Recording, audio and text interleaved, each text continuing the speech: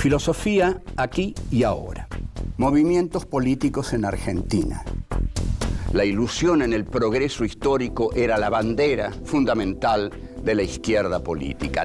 Sí, que se rompa, pero que no se doble.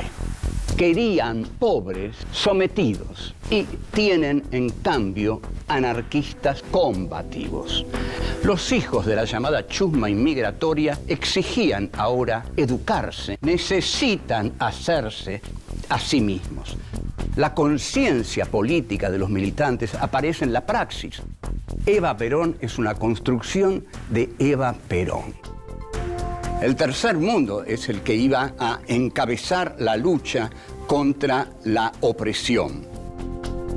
Cortar de un solo tajo la cabeza de la víbora marxista. Que vengan los capitales de todo el mundo sin condiciones de ningún tipo. Develar cómo fueron los movimientos políticos que dieron forma a este país que hoy tenemos. Desperonizar al país. 1. La máscara civil. 2. La proscripción del peronismo. 3. El pacto Perón-Frondizi. 4. Los gobiernos civiles y el poder militar. La máscara civil.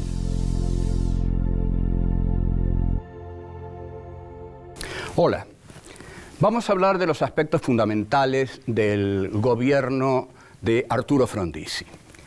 Arturo Frondizi llega al gobierno luego de una situación muy convulsionada, porque la llamada Revolución Libertadora y el gobierno que se había autodenominado gobierno provisorio de la Revolución Libertadora tenía que dar elecciones. Para esas elecciones habían elegido como, caballo del comisario al partido de Ricardo Balbín. Pero la Unión Cívica Radical se divide en dos alas totalmente distintas. La Unión Cívica Radical del Pueblo y la Unión Cívica Radical Intransigente, la UCRI, de Frondizi. Frondizi llega a la presidencia en 1958, luego de haber hecho un pacto con Perón y que tenía a Cook y a Frigerio como mediadores. No demora Frondizi en tener muchas cosas en contra. Primero, tiene en contra a los militares porque evidentemente ha pactado con Perón y con los votos de Perón ganó. Y tiene en contra a la clase obrera porque la clase obrera no es frondicista, es peronista y se determina a tener una combatividad notable frente al régimen. La respuesta de Frondizi es la creación de un plan que llama CONINTES, Conmoción Interna del Estado. Este plan CONINTES es realmente muy cruel y es un antecedente de la represión de la dictadura de 1976. ¿Por qué Frondizi se vio obligado a dictar el plan CONINTES? Bueno, porque hay una huelga ejemplar que figura en los anales, en los momentos más altos de la combatividad de la clase obrera argentina, que es la huelga del frigorífico Lisandro de la Torre. Esa huelga es notable porque es eminentemente obrera, porque no es armada, porque no hay ningún grupo armado en esa huelga, no existían todavía las organizaciones armadas, y porque no tiene la conducción de Perón. Es una huelga por obreros peronistas, pero que se manejan y se dirigen y se conducen a sí mismos. Estos obreros peronistas crean lo que podemos llamar la Comuna de Mataderos. Y finalmente el plan CONINTES, brutal, que utiliza Frondizi, con 2.000 efectivos militares, consiguen dominar la huelga del frigorífico Lisandro de la Torre. Ahora bien, ¿cuál es este esquema? ¿Cuál es el esquema al que Frondizi había aceptado ser útil y al que va a aceptar Guido e Ilia. Los militares que están detrás de todas las acciones que se realizan desde 1955 hasta la asunción de Cámpora en 1973, los militares no querían estar al frente del gobierno porque querían darle una máscara civil a la democracia argentina. La democracia argentina que tenía prohibido al Partido Justicialista y al líder de ese partido que estaba exiliado, y a Eva Perón, cuyo cadáver había sido escamoteado, constituyéndose en la gran desaparecida, la primera desaparecida del siglo XX en la política argentina. Hay que preguntarse por qué tanto interés en escamotear el cadáver de Evita y por qué tanta furia contra la clase obrera y tanto miedo ante las masas peronistas. La respuesta, muy breve, es que le tenían miedo a las masas peronistas porque en realidad le tenían miedo al comunismo que podía surgir de las masas peronistas y creían que ni Perón iba a poder frenar a las masas peronistas si se radicalizaban. Entonces, ni masas peronistas ni Perón en el país. Este fue el objetivo de la Revolución Libertadora: desperonizar al país. Desperonizar al país es el sinónimo de democratizarlo. Entonces se dicta un decreto célebre, que va a ser trágico para el mismo Aramburu, que es el que lo firma, que es el decreto 4161. Prohíbe nombrar a Perón, nombrar a Eva Perón, pasar la marcha los muchachos peronistas, pasar la marcha Evita Capitana, proscribe a las conducciones sindicales, proscribe al Partido Justicialista, por supuesto, proscribe todo aquello que tenga tufillo a peronismo.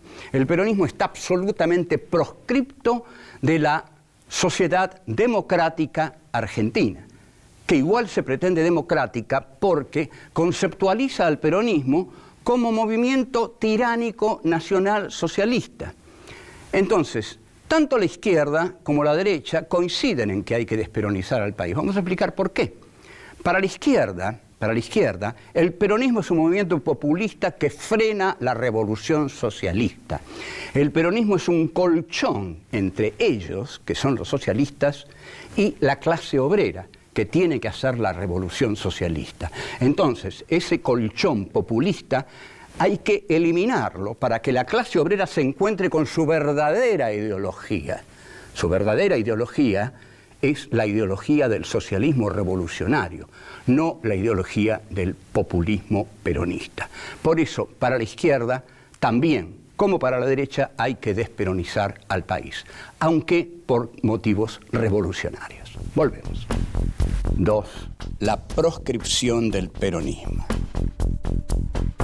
El golpe de 1955 es un típico golpe militar que se hace para responder a los intereses oligárquicos, fundamentalmente. Ahí, otra vez como en el 30, la oligarquía cuenta con su brazo armado, el ejército. Ahora, en ese momento, el ejército responde a los intereses de la oligarquía y de los dueños de las finanzas. Al prohibir al Partido Justicialista, la llamada Revolución Libertadora convoca a elecciones. Entonces, bueno, ahí es donde Frondizi, a quien llaman Maquiavelo, pobre Maquiavelo, pero bueno, lo llaman Maquiavelo porque la interpretación esa del maquiavelismo, ¿no? Que Maquiavelo era un tipo sinuoso que aconsejaba hacer una cosa y aconsejaba otra. Entonces dicen que Frondizi es tan hábil como Maquiavelo. A mí no me pareció tanto, pero bueno, digamos, eso le dicen a Frondizi. Ahora, ¿por qué todos los partidos políticos argentinos siguen la línea de la Revolución Libertadora? ¿Por qué todos aceptan la democracia fraudulenta? ¿Por qué todos aceptan vivir en una sociedad en la cual el partido mayoritario está prohibido? La mujer del general Perón está escamoteada, desaparecida. Perón está exiliado. Bueno, la Revolución Libertadora hace 1001 cosas para convencer a las masas de que el gobierno peronista fue un gobierno nacional socialista corrupto, infinitamente corrupto. Se hicieron exhibiciones de las joyas de Evita, de los autos de Perón, y había un canasto que decía: tire aquí su carnet de afiliación al Partido Justicialista. Luego que uno salía de ver todas las cosas de la corrupción peronista, lógico, salía y tiraba ahí su carnet y se iba feliz. Ahora, decían que el peronismo había significado falta de libertad, persecución, etc. Nadie niega que el peronismo hizo sus cosas. Ahora, todo eso fue tremendamente exagerado por películas como Después del silencio, Los torturados, una propaganda pero realmente agobiante. Pero la clase obrera seguía siendo peronista. ¿Cómo desperonizar a este país? ¿Cómo hacerles entender a esos negros que el peronismo fue el nazifascismo en la Argentina? Entonces esto desesperanzaba cada vez más a los señores bien, a la oligarquía y a los militares. Desde 1955, la Argentina ingresa al Fondo Monetario Internacional.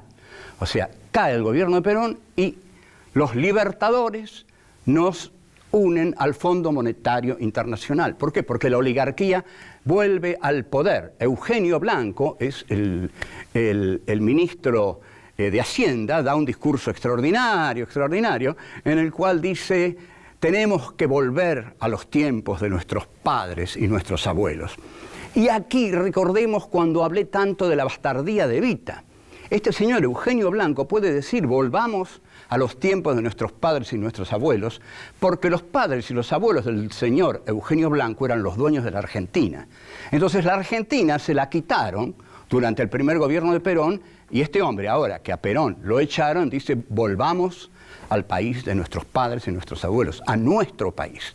Así desarman el Instituto Argentino para la Promoción del Intercambio, el IAPI, y derogan, por supuesto, el extraordinario artículo 40, que va a ser utilizado por la Unidad Popular de Salvador Allende, y que es una defensa total de la nacionalización de los servicios públicos, de las fuentes de agua, de las fuentes de energía, del petróleo, etcétera, etcétera. Esa Constitución del 49, dictada bajo el genio constitucionalista de Arturo Sampay, es reformada en una... creo que la reforma es de 1957, allá van todos. Todos van a la reforma del 57, no hay uno que falte, va Balbín, Oscar Allende, Arturo Frondizi, Alfredo Palacios, Alicia Moró de Justo, todos van ahí. ¿Qué pasaba entre tanto con los intelectuales? Los intelectuales no vieron esta farsa siniestra, era una farsa siniestra, porque entre tanto que se desarrollaba todo este circo, en los barrios pobres todos lloraban la caída de Perón.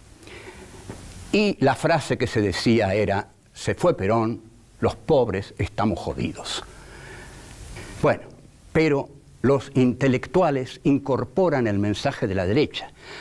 David Viñas hace el guión de la película El Jefe, notable película que dirige Fernando Ayala, que es la mejor película antiperonista de la época, pero en la cual se demuestra que Perón era un cobarde, que el pueblo lo seguía estúpidamente por su carisma, en fin. Volvemos. 3. El pacto Perón-Frondizi. El pacto Perón-Frondizi era exactamente la antítesis de lo que los militares esperaban de los políticos civiles a los que cedían el poder. No, miren, Frondizi, nosotros lo vamos a dejar ser presidente, pero usted responde a nuestra línea. Frondizi, no. Para ganarle a Balbín hace un pacto con Perón. Y ahí está Cook de mediador, Frigerio de mediador, y Frondizi gana con los votos peronistas, porque si no los peronistas iban a votar en blanco. Ahora, ¿cuál es la situación de Frondizi? Muy difícil, porque por un lado tiene que cumplir con sus patrones, que son los militares, que le dijeron póngase ahí, y usted va a ser la máscara democrática de la República Argentina. Y por otro lado tiene que cumplir con Perón, que le dio los votos, diciéndole seguramente: ve a don Arturo, usted comience a tratar de que los peronistas volvamos a participar en la política argentina. Mientras tanto, para desesperación de todos, del ejército, de los partidos políticos, de las clases sociales altas, medias y de la oligarquía, no hay desperonización en la Argentina. También para desgracia de la izquierda marxista, porque, ojo, esto es muy importante, la izquierda marxista considera que la conciencia de clase que tiene el proletariado es engañosa, es falsa, es una falsa conciencia que necesita incorporar a sí misma la conciencia de clase marxista para realmente ser una clase obrera revolucionaria. Entonces, la izquierda quiere también desperonizar a la clase obrera, con lo cual coincide con el gobierno de los militares y con los políticos y la derecha, que quieren desperonizar a la clase obrera. Unos porque dicen que la clase obrera es nazi, fascista, peronista, y los de la izquierda es porque dicen que la clase obrera es eso, pero tiene que ser marxista. Tiene que tener una conciencia de clase. Entonces ahí se produce una unión muy incómoda para la izquierda y muy incómoda para todos nosotros a lo largo de todos estos años, en los cuales una unión en la cual la izquierda y la derecha coinciden porque el pueblo no es como ellos quieren.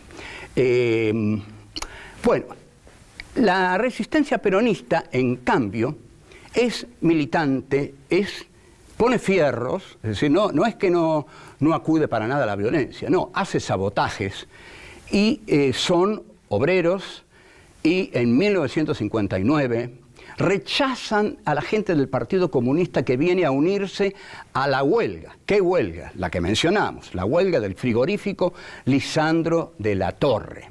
¿Qué es lo que resisten estos obreros en huelga? Resisten las privatizaciones, los despidos y las malas condiciones de trabajo. Claro, una vez caído el peronismo, la oligarquía dice, se viene la gran fiesta, los vamos a reventar de hambre y los vamos a obligar a trabajar igual.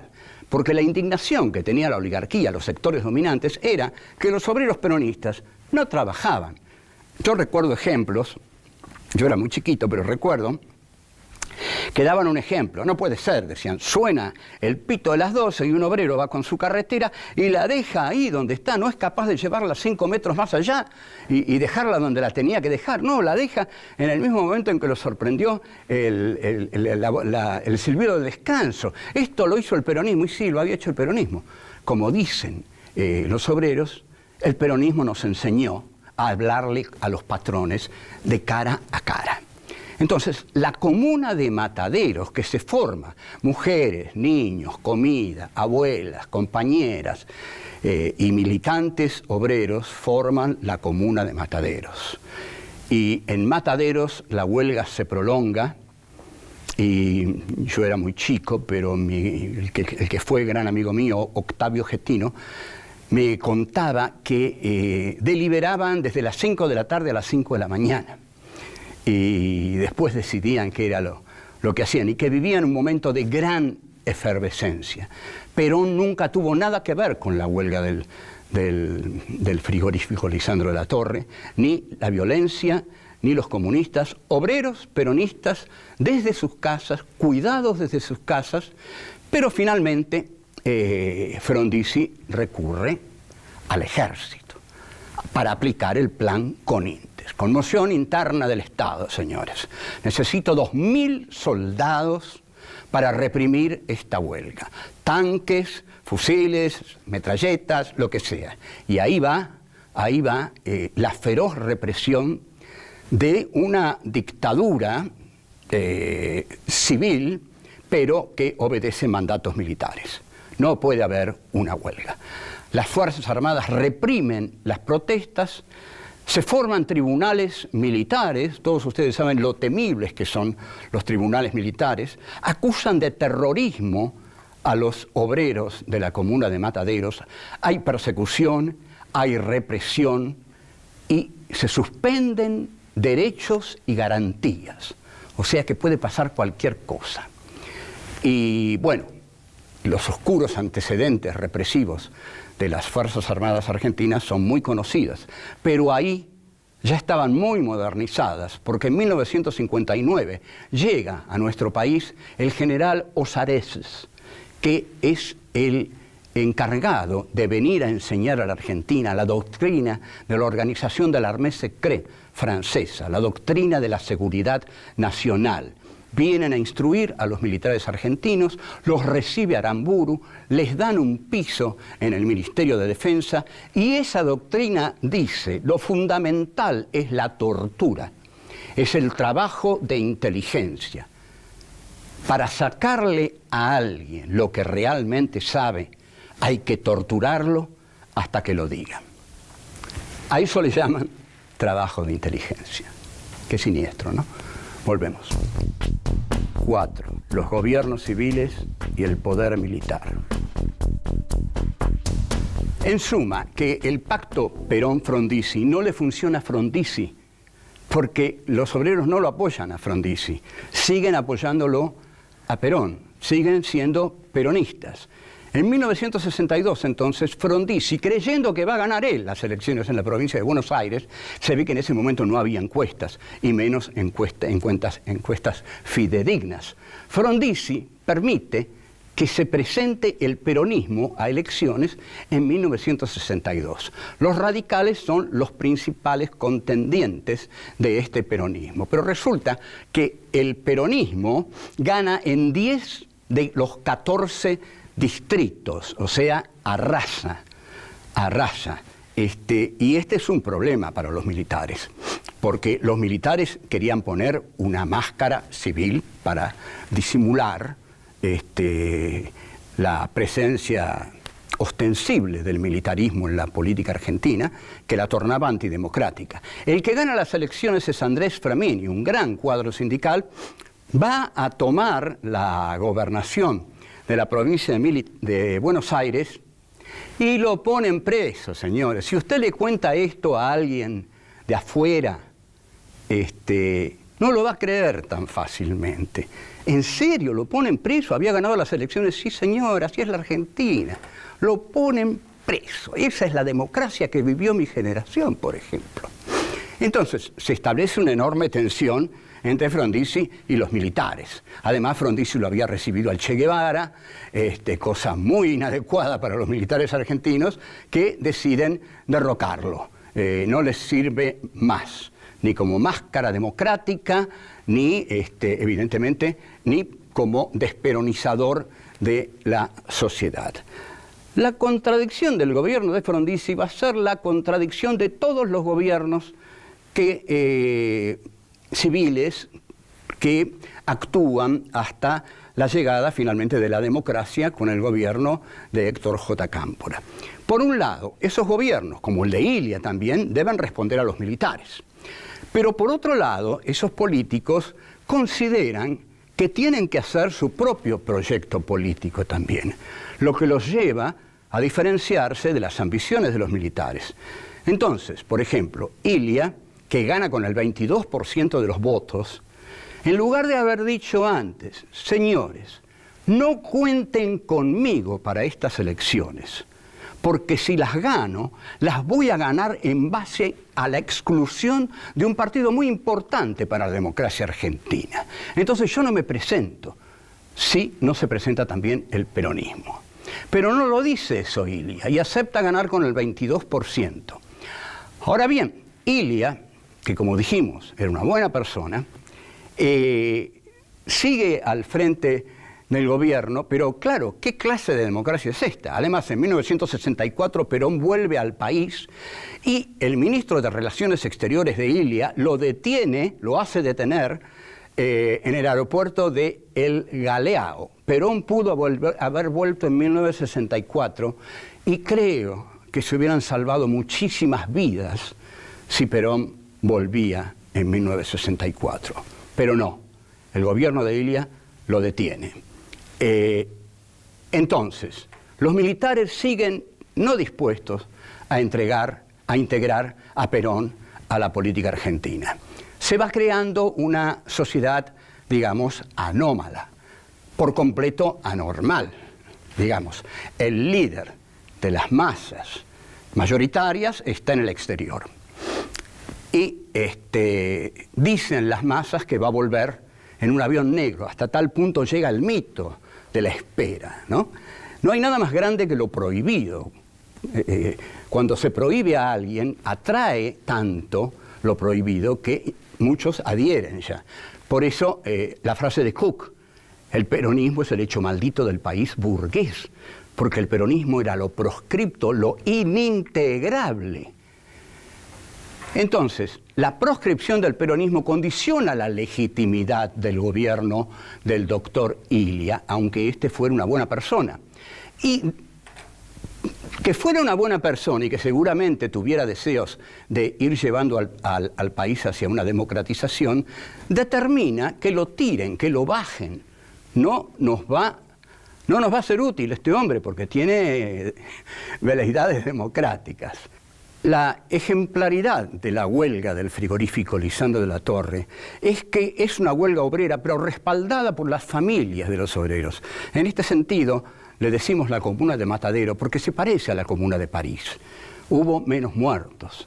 En la Comuna de París, el ejército de Thiers, el ejército francés, mató 33.000 comuneros, 33.000 obreros. Acá, la Comuna de Mataderos fue ejemplar, fue la verdadera clase obrera peronista enfrentando a un régimen militar que se disfrazaba a sí mismo con una cara civil, o enfrentando a un civil que tenía detrás al régimen militar y aplicaba un plan de extrema represión. El Conintes ganó, la clase obrera fue derrotada, pero el ejemplo de la huelga del Lisandro de la Torre permanece en nuestra historia como uno de los más altos momentos de autonomía del pueblo argentino. Así que salud a los muchachos del frigorífico Lisandro de la Torre, fueron heroicos, fueron valientes, y a todos los chicos, las mujeres que los respaldaron. Fue un momento puro en nuestra historia, realmente. Yo estoy muy orgulloso de ese momento. Son de las cosas que uno le dicen, bueno, los argentinos hicimos esto, bueno, esto no estuvo mal, no son muchas. Chao.